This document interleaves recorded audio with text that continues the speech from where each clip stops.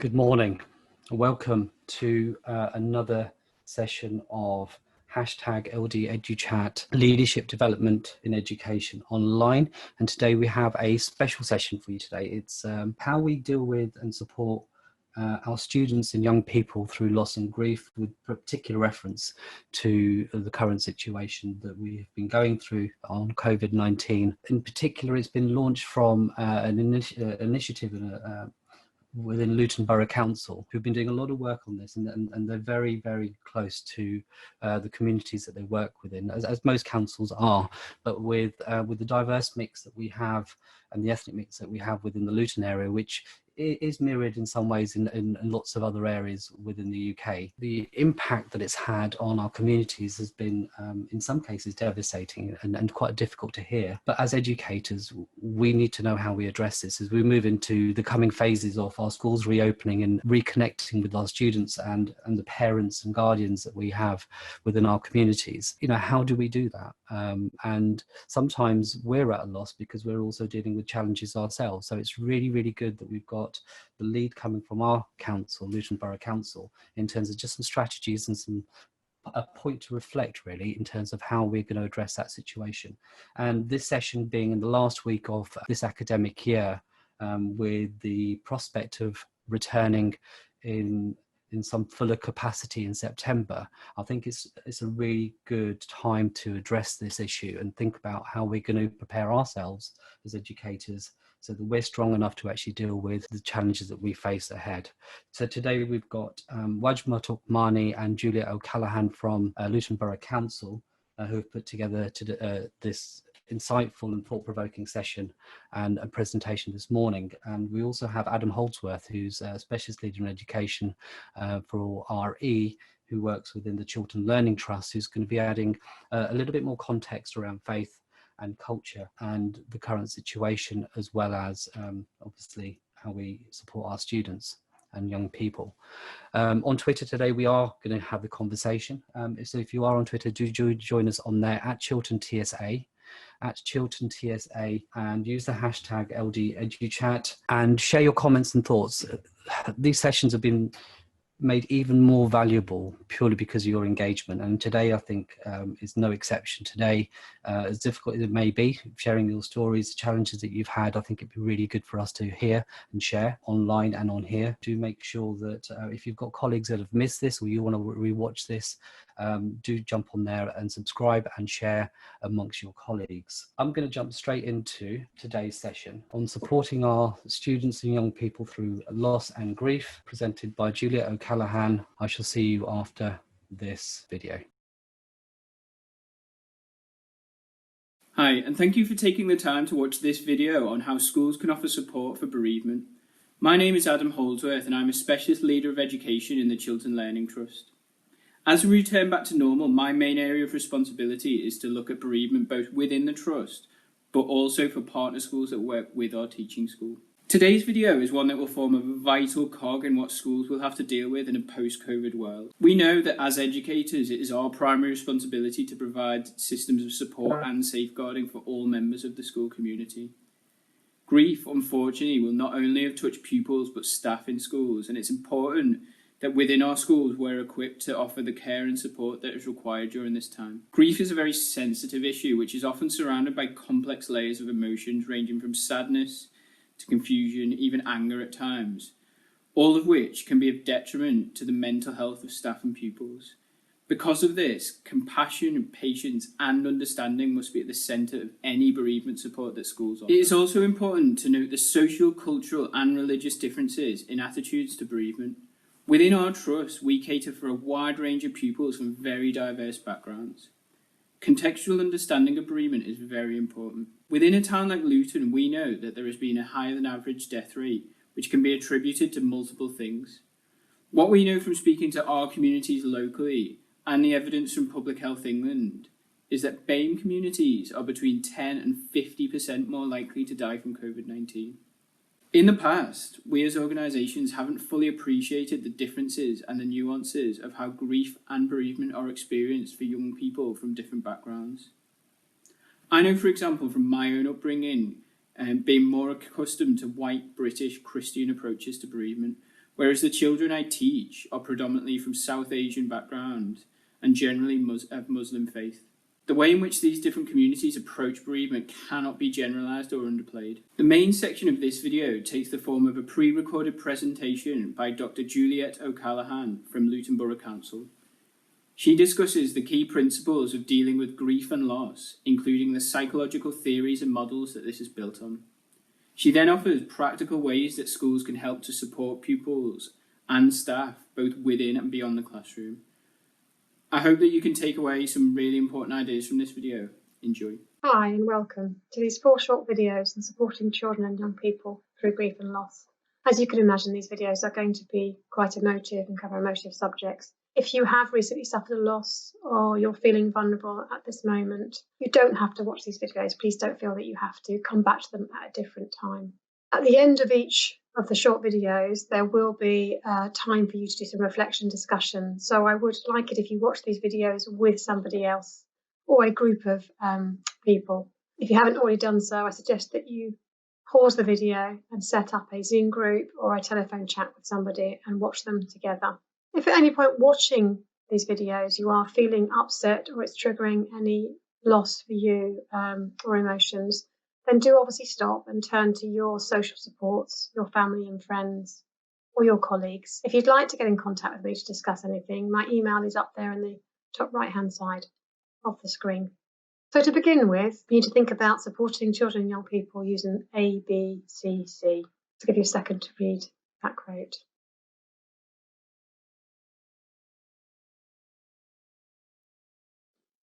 So A stands for acknowledge. It's really important that we acknowledge and validate the loss that a child or young person has experienced. Talking about that loss is not going to make things worse. The worst thing that could happen already has. And in fact, talking, acknowledging and validating that young person's experience is likely to be helpful and positive. It's also okay to acknowledge that death is not an easy thing for anyone to think or talk about, and that having difficult feelings and emotions is okay and perfectly normal. As teachers and educators, one of the best things we can do is acknowledge the child's pain and distress, as that quote illustrates.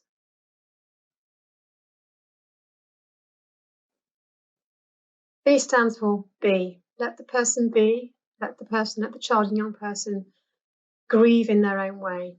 Everyone reacts differently to death. Everyone comes to terms with it at their own time and in their own pace. And B also stands for be there. Be there for that child or young person. Let them know you're there, so when they do want to talk, when they're ready to talk, you are there to listen.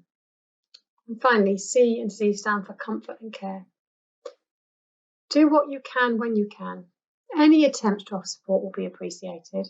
Do expect questions from children and young people, and do expect not to be able to answer those straight away. That is okay. And remember to look after yourself. Reach out to your support systems. Continue to prioritise your well-being through self-care activities. That's the end of the first short video section. In your pairs or your groups, what I'd like you to do now is first of all just talk about those key points, A, B, C, C. And also I'd like you to think about a loss from your past, not a significant loss as in the death of a person, but a loss maybe in terms of moving home, moving school, moving away from an area. It could be the loss of a pet, or it could be thinking about when children left home to go to university.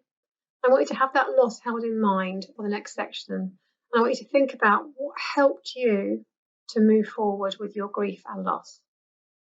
I shall see you soon.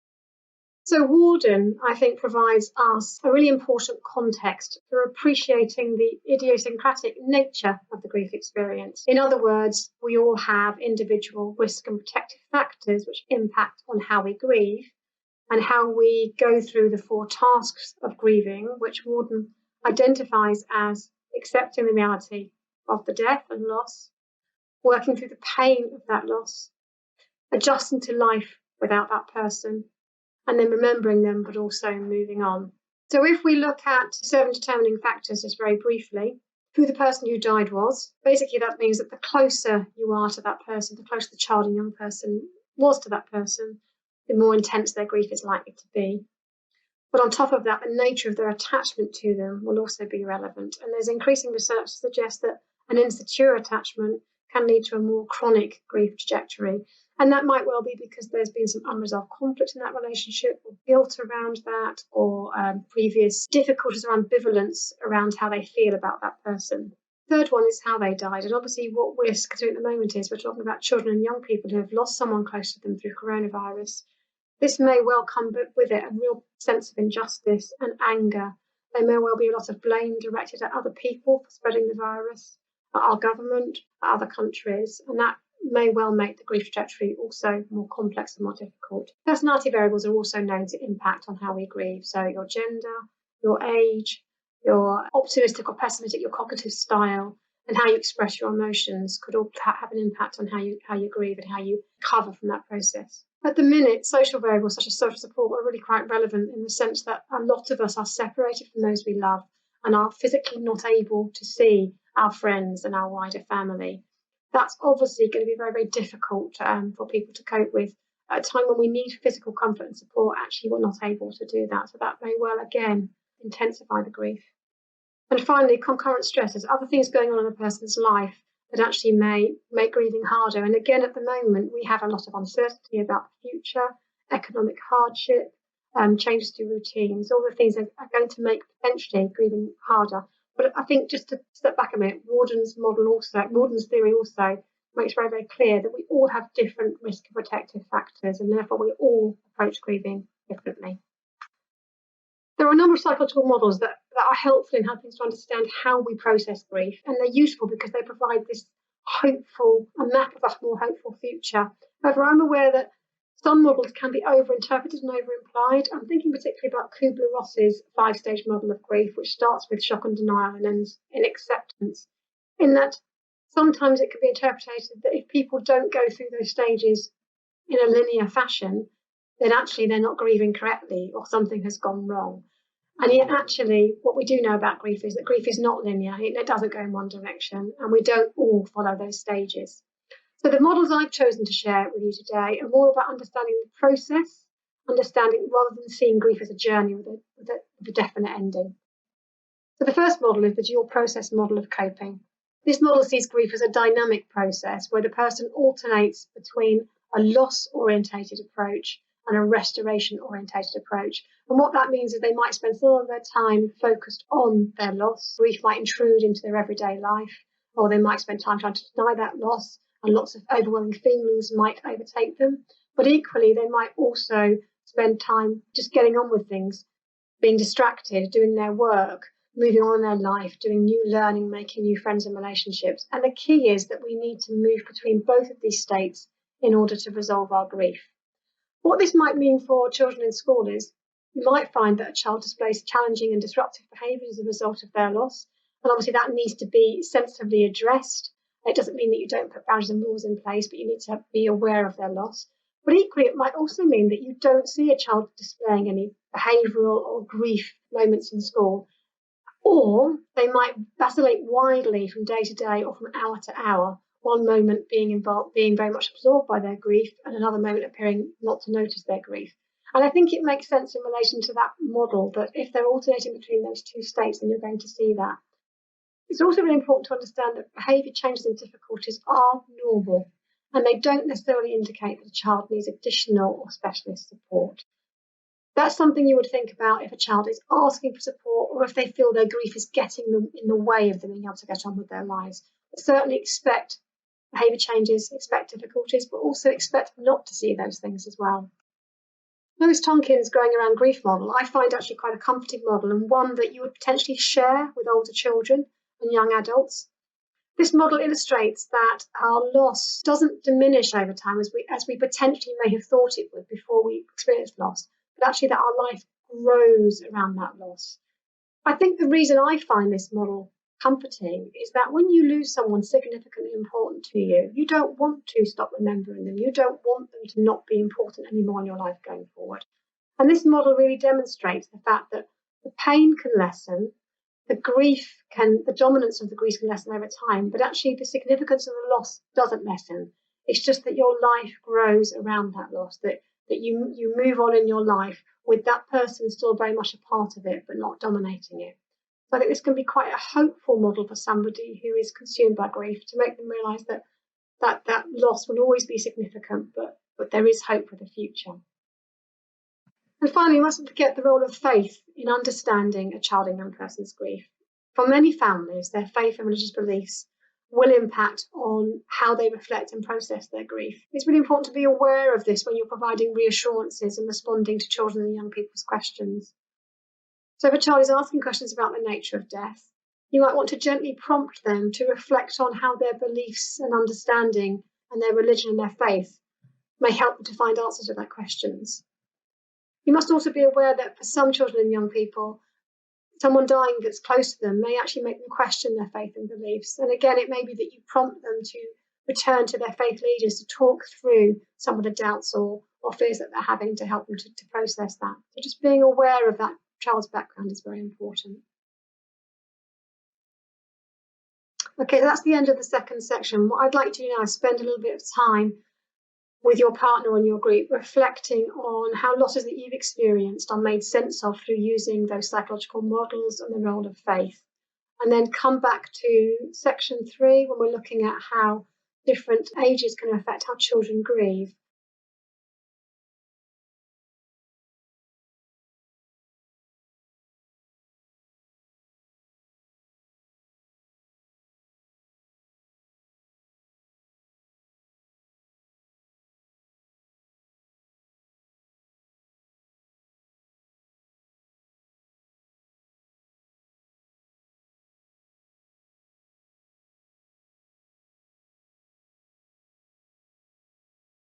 So how can age affect a child and young person's understanding of death? Alongside the 7 determining factors we talked about in the last section, a child's age very much determines how they understand and process loss of someone close to them. And when considering children with special educational needs, we need to think about their functional level of understanding rather than their chronological age. We also need to be very aware that in a pandemic situation, that anxiety levels are likely to be raised generally, and therefore we may see stronger reactions to death than we would do in other situations. So what about young children, very young children? The younger the child, the less they will be able to understand this concept of permanence. When we're thinking about reception, preschool and reception age children, they may appear to readily accept the death of someone close to them.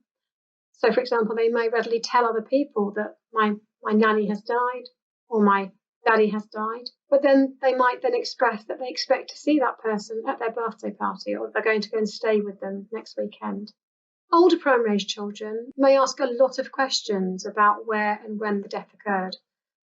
And also, this age group are egocentric, which basically means they don't yet have an understanding of other people's viewpoints.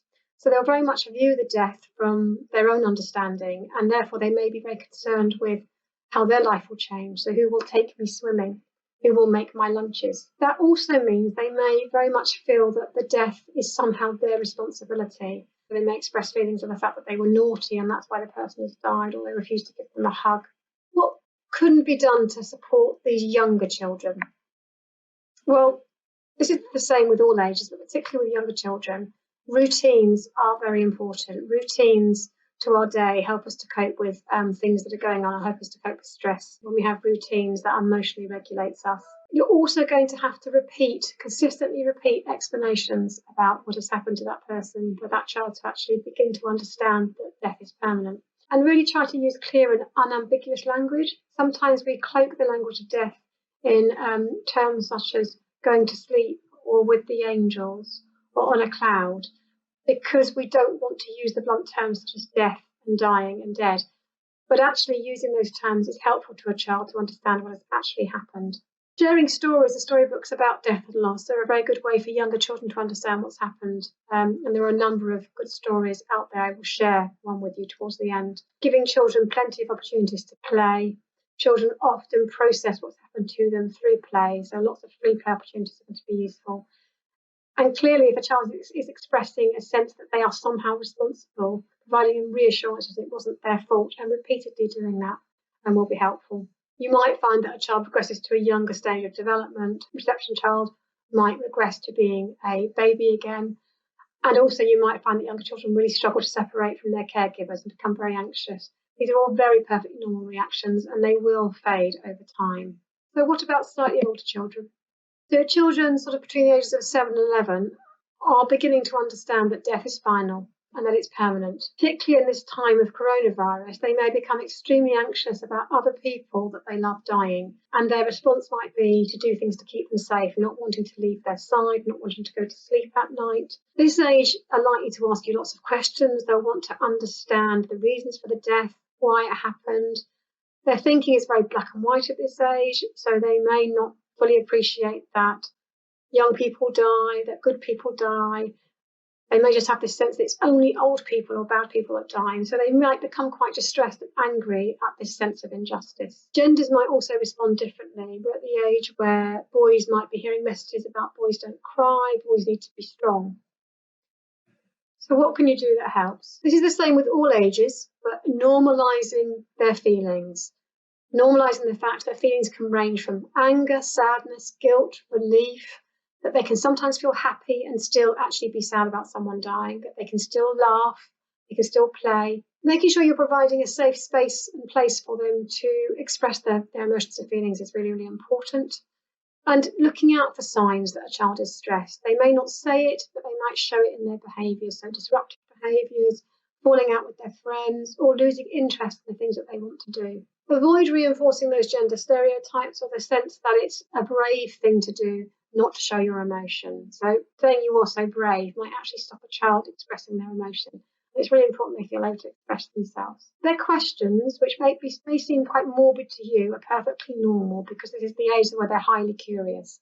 So just provide factual and clear information to their questions. They may want to know things like what happens when somebody dies, what happens in the body, where do bodies go, what happens in a funeral. Make sure that you're providing nice, clear and factual information. In terms of their anxieties about coronavirus, again, reassuring them that there's lots of things being done to limit the spread of the infection, reassuring them that the majority of people that get ill will get better and that this situation will come to an end. How about those young people moving into teenage years? Young people in this age group might vary between very focused on existential issues, the meaning of life, or also just be too busy getting on with all the other things they want to do to actually reflect too much at all.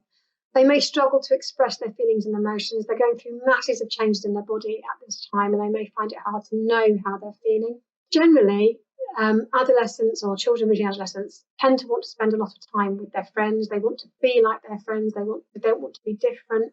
Obviously, at this time, it's very difficult for them to actually spend time with their friends actually in real life, and therefore that might add an additional strain to them. You might find they become angry, upset and withdrawn. And again, these are all perfectly normal emotions.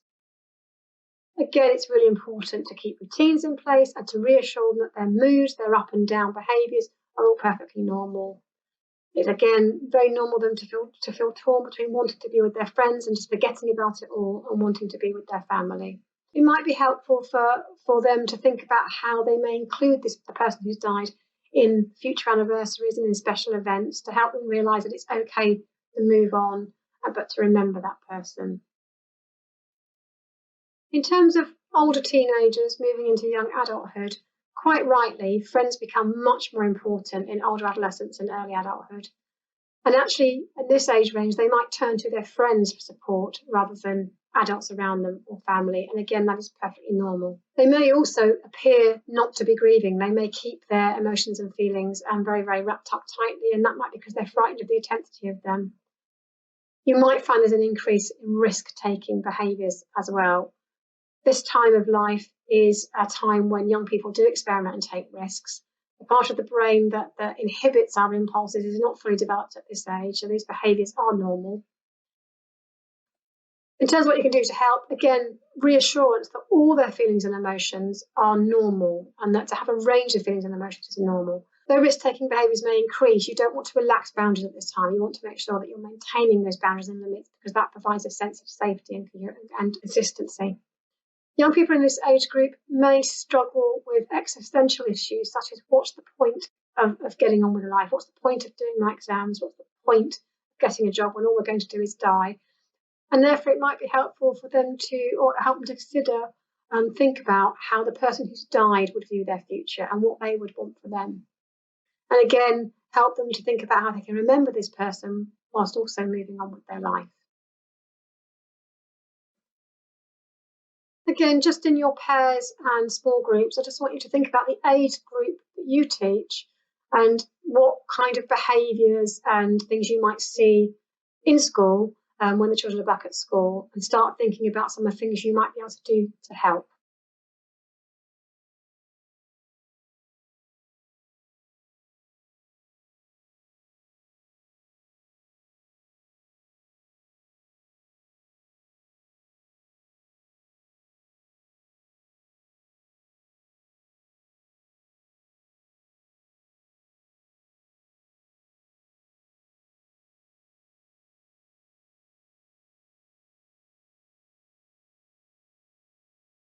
Hi, and welcome back to the final section. Obviously, the process of grieving in a pandemic situation is going to have a massive impact, particularly in relation to the rituals and activities that surround death. These are going to be disrupted by the need for social distancing.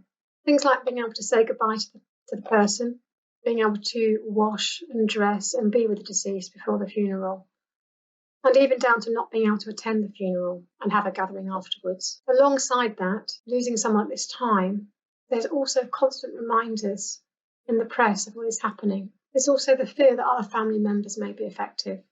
And all the routines that we generally have been eroded, and our social support mechanisms have changed to online rather than face-to-face. So what is it as teachers you can do to support children in your class? We think first of all about when schools do go back. Even after schools go back, the coronavirus hasn't gone away and children are likely to be experiencing loss whilst they are coming to school. A child will likely take a few days off following a death, and it's really important as class teachers that you acknowledge and validate what has happened to them before they return. A phone call home would never be the wrong thing to do, and that child will maybe remember that for a very long time that their teacher phoned to see how they were. If possible, involving the child and young person in their return is likely to be really important. So making decisions about when they return, what happens when they return, and how much they want other people, pupils and teachers to know. They wish themselves just to come in and get on with things, or they may actually wish to spend a bit of time in class first, getting used to being back. Be guided by what the student wants to do, what the child and young person wants to do. Do maybe be a little bit challenging if the child or young person says they want to come back and not tell anybody about what has happened, because the reality is students will be aware that something has happened. And also, students and other children can be very insensitive if they're not aware that a person has lost somebody. So I would gently challenge that young person or child to allow you or themselves to let other people know that they have lost somebody, just so it can affect how other people treat them. And you might want to help them to think about a script or a way of avoiding having to answer questions they don't want to answer, which is, thank you for your concern. I don't feel ready to talk right now. What happens on the day of return? Obviously, if you've worked with the student on this, then you will have agreed the best approach, but it might be that they come back not to a completely normal day, but a slightly different day than normal. It might be that they come back a bit later, say at break time, so they haven't got to walk straight into the form group or the tutor room, and that they can go and approach people that they want to approach. It would be good if you were there to check in with them on arrival, make sure they're okay, to meet them and greet them, but again, be guided by what the child or young person wants. It might be that they would like a bit of time first with their friends just to adjust being back, and it may be that you could arrange a special place for them to meet for a little bit before they go back into class, such as the head teacher or year head's office. Make sure that in that first day and the first couple of days back, that they know where they can go if they become overwhelmed or upset, and that the teachers that are teaching them that day know that this may be the case and they may need to leave, go and calm down somewhere or talk to somebody. How about at the moment, though? You may well be now hearing about children and young people who have lost someone close to them whilst we're in lockdown. Once the school community has made you're aware that a child in your class has experienced a bereavement, then much of the same advice applies. Give them a call. Probably even more important to give them a call to acknowledge and validate their loss. And also help them to think about how they will let other children know about their loss, bearing in mind that they're not in school at the moment, and they may wish for your help to do that. You could consider including other children in the class and get together a virtual card where they can write messages or draw pictures for that child. And obviously, when the return to school does become imminent, make contact again to discuss how they would like their return to be, particularly if their loss is still very recent. This model, the basic PH model, proposes that helping a child to overcome loss involves understanding their coping strategies. So there's quite a few things you can do based on this model to help a child to cope and to build new skills. This model divides coping strategies into 6 styles: belief, affect, social, imagination, cognitive and physiological, hence the basic PH model. So things that you could suggest to the child to help them to cope and move on and return to school would be to make sure that they're doing physical activity, hands-on busy work that addresses their physiological needs. Make sure that you're providing examples of support-oriented books, stories and things that they can read to help them to make sense of their experiences, encouraging creative expression, so art and other sorts of work that they can do. And also, if belief and faith is particularly relevant to them, making sure that they feel they're able to take part in faith practices. I know there are a lot of organisations that are doing things online now for young people to take part in terms of helping them be with other people with the same faith. So finally, in terms of where you can get further support from, there's a list of some information that I've used to help form these videos, but also they each contain lots more information and lots more links to other places where you can get advice and support for young people. So there's a list of those there. In terms of the psychological models and theories that were used in these videos, there's some links to more information on the basic PH model that I've mentioned at the end there. There's a lot more on Wardens factors and other psychological models in the second link. And again, further examples of models of grief that I use, such as Tonkin's model in that third one. And just some work for you to go away and reflect on.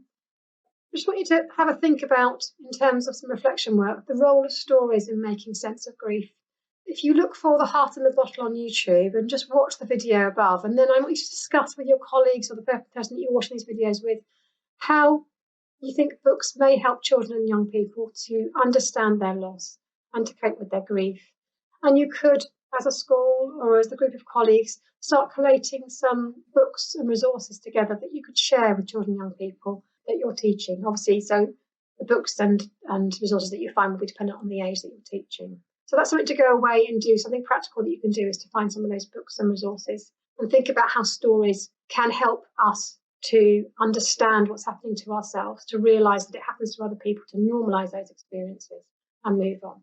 If you do have any questions or any thing you want to talk about that we made in this video, don't forget that my email address is at the top there on the right. And all of you, please do take care. Bye-bye.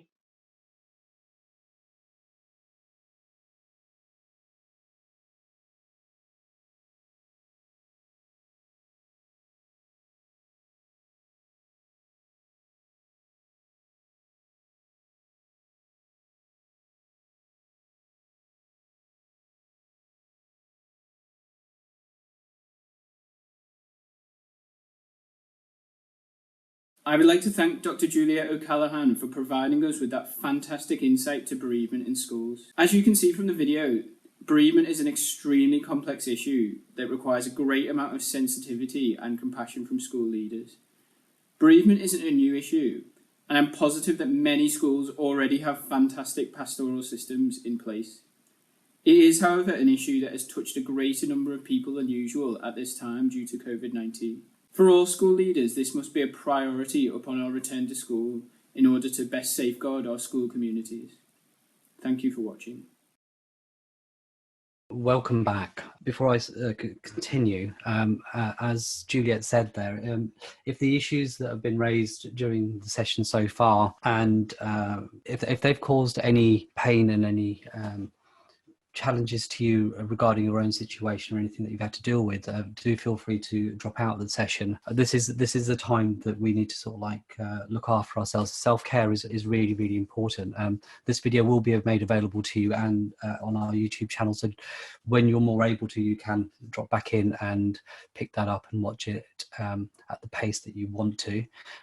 The slides that were at the end there and Juliet's presentation will be made available to you as well. So the links that are available, you'll be able to stop and pause those and explore this topic at the pace that you really, really want to. And I think it's really important to understand at this time that I think a couple of comments had come up during the session is that we really don't know in this world that we're in at the moment, where there is a sense of isolation because we're working in a virtual way, some of us.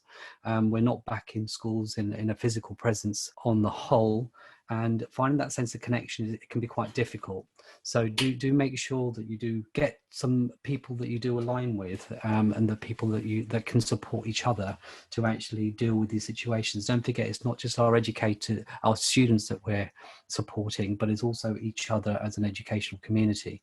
I think that's absolutely vital that we do reach out to each other, whether it's within our own schools, our own settings, or whether it's other connections that we have that we formed over the last few months, that we do come together as a collective. It would be really good to share some of those stories that you've got and some of your comments on our Chiltern Teaching School Alliance Twitter handle, so at Chiltern TSA. Any comments and thoughts that you have regarding this session, anything that you think, especially that might help somebody else within the community deal with whatever they're going through, and also any comments related specifically to the session regarding whether you found it useful or not. And so without further ado, I'd just like to welcome Juliet O'Callaghan, Wajma Tukmani and Adam Holdsworth to the E-Stage. First of all, thank you so much for joining us this morning, and also the time that you've put into to create that session. It's a difficult one. So I thank you for that. No worries. Have we got sound, Adam? Are we okay? Sorry. Yeah, thank you both. And Wajma, are we okay? Yes, Yeah. it's fine, thank you.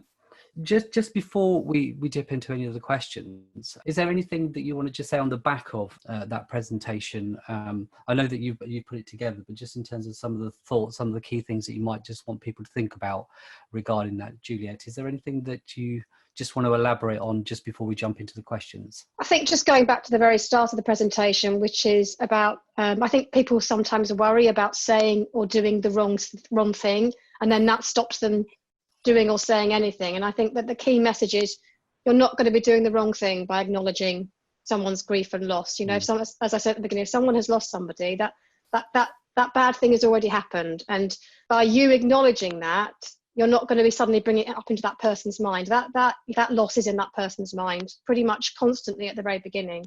And in fact, if anything, people are very much appreciate that you're aware of that and that you're there for them. So really, it's never wrong to acknowledge, but also it's never wrong to, I think I say as well, it's never wrong to do what you can when you can. It doesn't mean that you have to be constantly there supporting other people, because all of us, and I have noticed in one of the comments a lady has raised that this video has raised grief for her around somebody that she cares about very much. And I think if we're feeling raw or triggered by something, then maybe we aren't the right person to offer support at that time, and we find someone else to offer that support, and we look for support ourselves. So it's really, really important to take care of yourself when you're supporting others.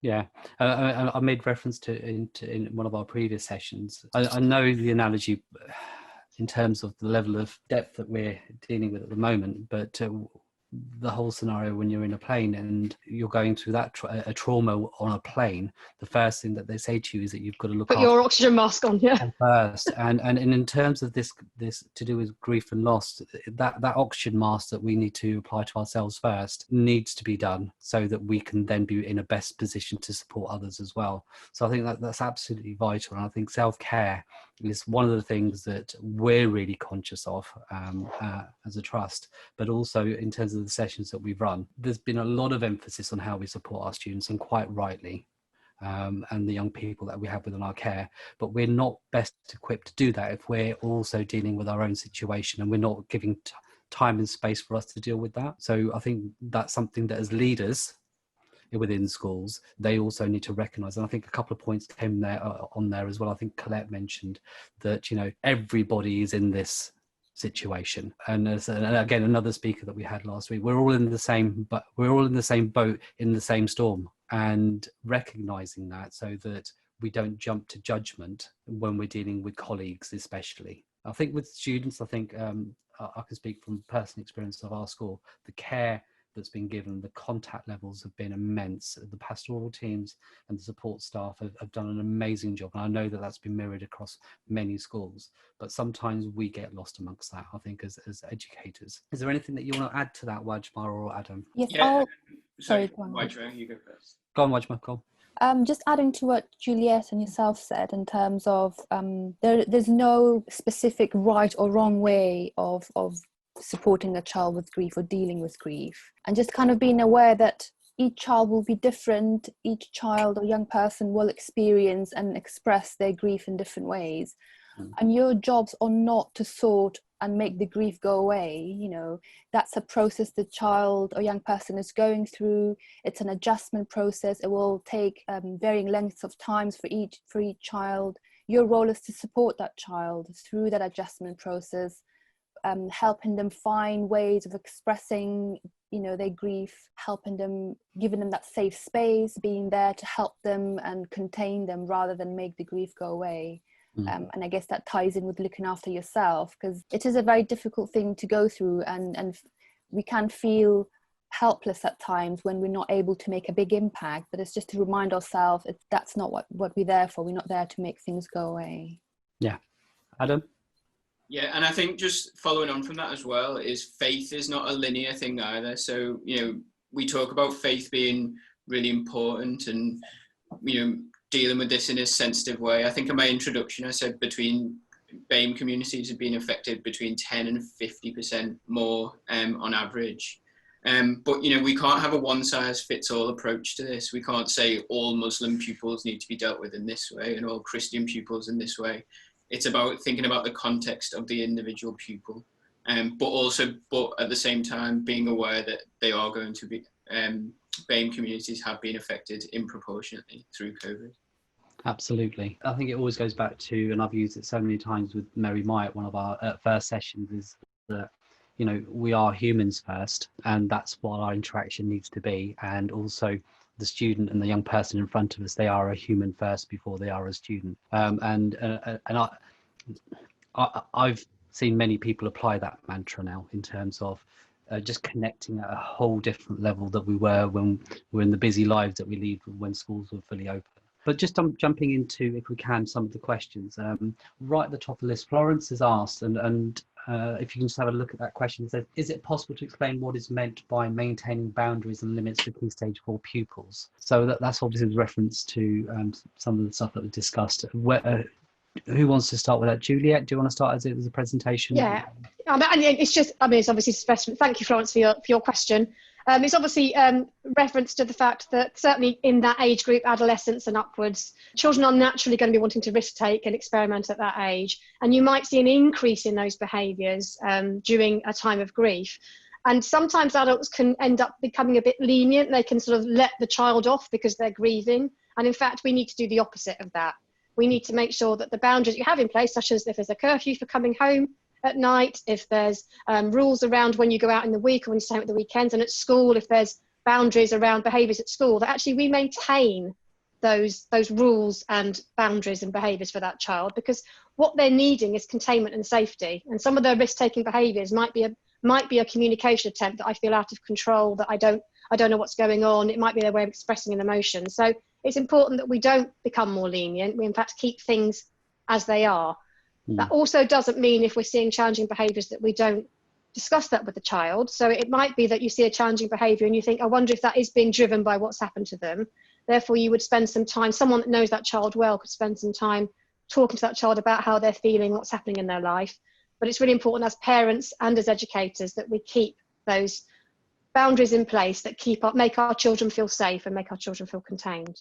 I hope that has answered Florence's question. Let me know if I haven't. Yeah, Wajma, do you want to add anything to that?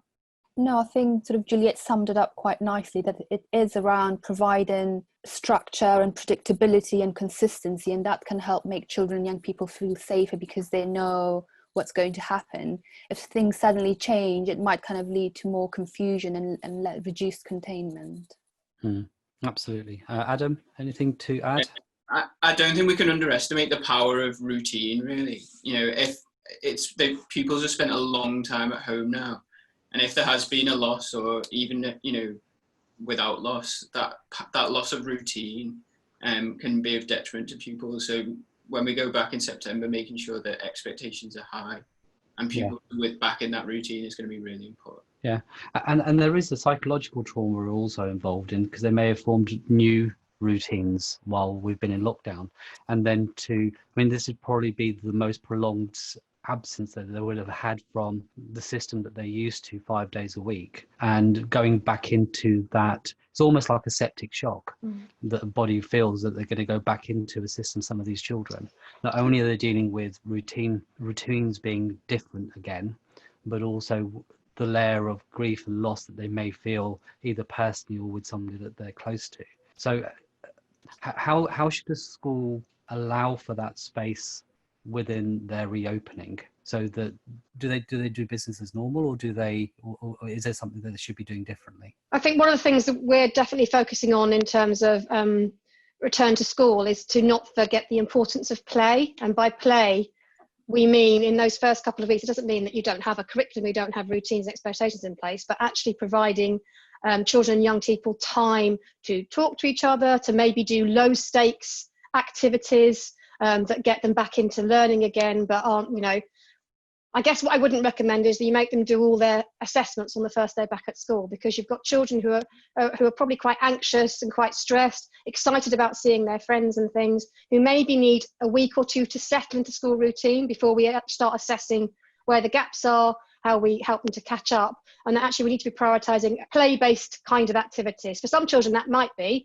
doing a maths quiz, or doing a word search, because some children like to do learning activities, but it should be low stakes, and the emphasis should be on fun and reconnecting. That would be the advice I would give. Washima, do you want to, as our play therapist, Washima, do you want to add anything on that? I think just to add to it, that thinking about it in terms of adjustment, so the young people coming back to school will be readjusting. If they have suffered bereavement and loss, they'll be readjusting in general anyway. They're readjusting, coming back to school after being away for a long period of time. They're not coming back just to school the way, you know, things were. There are new rules, there are new kind of processes in place. So it's a huge readjustment process, and we should think of ourselves in terms of what can we do to make that process easier for the child. So they're settling back, so then they're getting ready to be in a state where they can focus. Because in order for a child to learn and kind of process information and do work, they need to be sufficiently calm, sufficiently alert. So children coming back immediately, they're not necessarily going to be in that state. There will be lots of emotions, like Juliet mentioned. They might be a bit stressed, anxious, excited. And it's quite important to think of that first couple of weeks as a readjustment period. There should still be kind of consistency and a clear timetable, so they know what's expected, rather than sort of, I don't know what I'm going to have, you know, after lunch or after break, but sort of for it to be kind of more play-based, more kind of fun-based, which will also help them reconnect with their peers. You know, some of them will have been away from them for a while. They may not have had any contact with peers, with staff. So thinking about that sort of social emotional aspect of things, but at the same time making sure that there are kind of learning elements, because different children will prefer different activities, and also kind of thinking about what is in place to help children express how they feel. Is it indirectly, is it directly? Do they know who to go to if they feel they need a safe space, they need a bit of time out, they need to talk to someone, to a safe adult in a safe space? Absolutely. Can we just jump to just a couple more of the questions, just conscious of the time? Carol's posted, they're dealing with a family with children's 8, 7 and 4. Their mother passed away 3 weeks ago. Dad has continued to work throughout. He's trying to keep everything as normal as possible. Children are back at school full time. All 3 girls are displaying grief differently. What advice would you give, please? She's saying that it seems like it feels like mum's just on holiday. She's just not there, you know. So how do we as educators at our end deal with that situation when you've got the home life is being trying to be kept as normal as possible, but obviously there's signs of grief and each one is differently. And Adam, how would you deal with that one being in the school?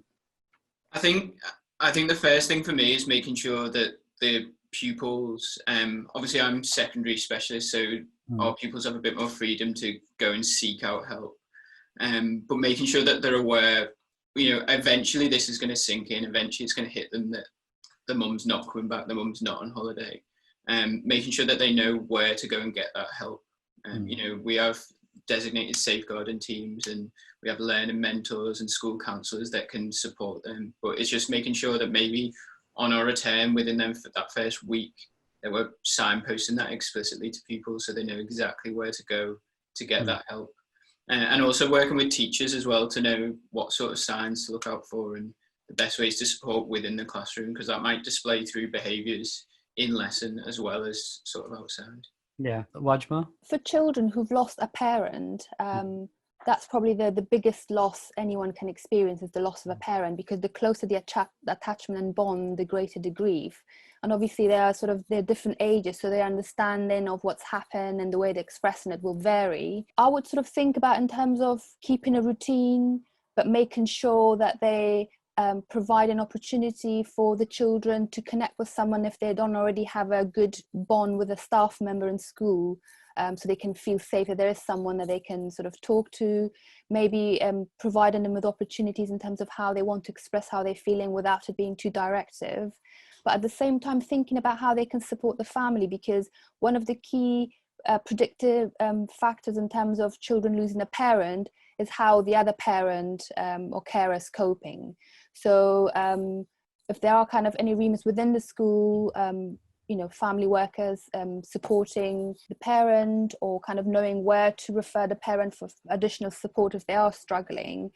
So thinking about it in the immediate, what can they do to sort of support the child's emotional well-being to help contain them, but also kind of longer term, what are some of the barriers, what are some of the key things that the family may need help with? Yeah, just adding on to that, and Juliet, whether you want to come in or Wajma or Adam, Sinead's posted on there. Sometimes the systems that are there in terms of safeguarding stop us sharing information within schools. So sometimes the teachers don't always get, or the people that are on the front line don't always get the information that they need to be able to deal with these situations properly. And she says, but I do feel it is important for teachers to know how know important factors impacting a student to be able to respond and support appropriately. So how do we navigate around that whole structure of safeguarding enough information, not too much information that needs to be disseminated towards staff, because that in itself can be traumatic for staff to receive if you're in an area where there has been a high incidence rate, to receive regular updates about these horrible situations that our students may have encountered. That's traumatic in itself. So how do we make sure the right information gets to the right people in the right way? Anybody want to take me up on that one, Juliet? Well, I think first of all, it is important that the people that are going to be supporting that child do have that information. I mean, the biggest thing is they need to be able to acknowledge that child's loss. So I think it's really important that there are structures in the school that are in place to disseminate information to the right people. And that doesn't mean every single person in the school has to know the graphic details of what has happened. But obviously key people, such as the class teacher or the staff members that the pupil interacts with daily, do need to know something has happened to that child and what that something is. So I think it's, as a school, thinking about, I know Luton Council has a lot of resources around traumatic deaths that have occurred or crises that have occurred, and how to inform staff, how to inform the school body. I'm pretty sure you can find that information on the local offer, which could be equally applicable to this situation, but it gives templates on how to write letters, how to inform people. It's often better to inform people face to face, in small groups, for example. So getting a text is quite an impersonal way to inform a school about a death in that school, and that should be much better if you did that in small groups or maybe small Zoom meetings or things, so that you're there to actually answer people's questions. But I would say the key is that information is given to the people that need to know it in order that they can respond appropriately, and school systems have to think about their structures and how they do that. And they may want to develop a COVID response in terms of like we have a response to traumatic or suicide or death by suicide, schools may want to develop a response for COVID-19 on how they're going to inform members of the school community about bereavements and loss. Absolutely. I think again a lot of the thread that we've had in all of our sessions is moving forward. It's almost like there's been a reset button that's been pressed in how we treat our school communities and the staff that work within there and the structures that we work within. I mean, there's been a very firm reset button, and this is perhaps the time to rethink all of these strategies. You know, what do we communicate and how do we communicate it, and whether it needs to be communicated as well. Most of us are probably deluged by emails on a daily basis because that seems to be the only way that people communicate, but sometimes we lose a lot in that in itself. I think we're going to have time for just one. I'm going to just squeeze it over the time that we normally have, but I've got a question. If somebody can answer this relatively quickly, any tips on how to support students with SEND? Who wants to deal with that one? Can I start there? Oh, yeah, sure. Just picking up on one of the things that Juliet said in her presentation about the power of stories. I know we've had Mary Myatt on delivering a session earlier in the series, and she talked about the power of stories. And I think with SEND pupils, it can be a really powerful tool to contextualise loss or contextualise, you know, any of the traumatic issues that they may have experienced throughout this whole time. Just making sure as well that the resources that we're using are appropriate to the context of the pupils that we're working with. So be that age appropriate, faith appropriate, culturally appropriate.